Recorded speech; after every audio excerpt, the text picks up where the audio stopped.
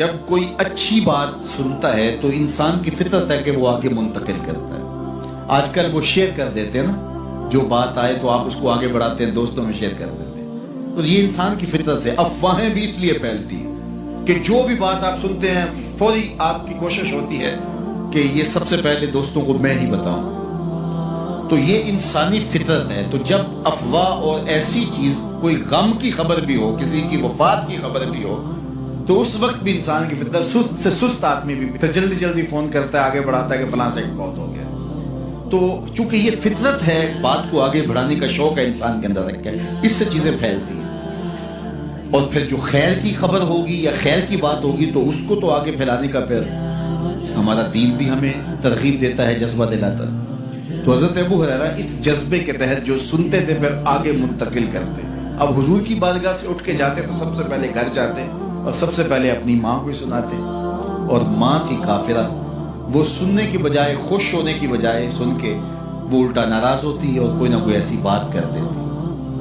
سید ابو ہریرہ سے گوارا نہ ہوتا. ایک دن انہوں نے کوئی ایسی بات کر دی کہ حضرت سیدنا ابو ہریرہ رضی اللہ تعالیٰ عنہ نے فیصلہ کر لیا کہ آج ماں کو چھوڑ دیں، کیونکہ میں یہ گوارا نہیں کرتا کہ میرے آقا کے بارے میں کوئی ایسا جملہ کوئی بولے. اور تھی گھر میں ماں ہی، بھائی بھی کوئی نہیں تھا، بہن بھی کوئی نہیں تھی، باپ بھی فوت ہو گئے تھے، شادی بھی نہیں ہوئی تھی.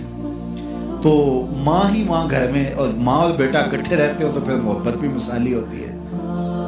تو اب ماں ہی ایک رشتہ ہے مادی دنیا کے اوپر.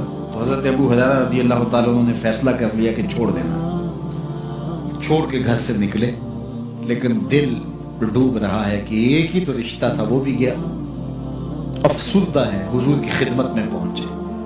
دل و قلب و نگاہ کے مرشد اولین نے ابو ہریرہ کی اداسی دیکھی تو فرمایا ابو ہریرہ کیا بات ہے؟ تو حضرت ابو ہریرہ جس طرح بندہ پھٹ نہیں پڑتا، تو عرض کی حضور میری ماں کی ہدایت کی دعا کر دیجئے. ساری کہانی 2 لفظوں میں بیان کر دی، میری ماں کی ہدایت کی دعا کر دیجئے. حضور نے نہیں پوچھا کیا ہوا، کیا ماجرا ہوا، فوراً ہاتھ اٹھ گئے. اور لفظ کیا؟ اللہم اہد ام ابی ہریرہ تھا، اے اللہ ابو ہریرہ کی ماں کو ہدایت دے دے. ادھر انہوں نے بے چینی سے یہ بات کہی، ادھر حضور کے ہاتھ اٹھے. پھر ان اٹھے ہوئے ہاتھوں کو خالی تو موڑا ہی نہیں جاتا. اجابت کا صحرا، عنایت کا جوڑا، دلہن بن کے نکلی دعائے محمد صلی اللہ علیہ وسلم. تو حضور علیہ السلام نے ہاتھ اٹھا دی، حضرت ابو ہریرہ نے دوڑ لگا دی. کسی نے پوچھا ابو ہریرہ آج بڑی جلدی ہے؟ کہا آج ہی تو دیکھنا چاہتا ہوں، گھر پہلے میں پہنچتا ہوں یا حضور کی دعا پہلے پہنچتا ہوں.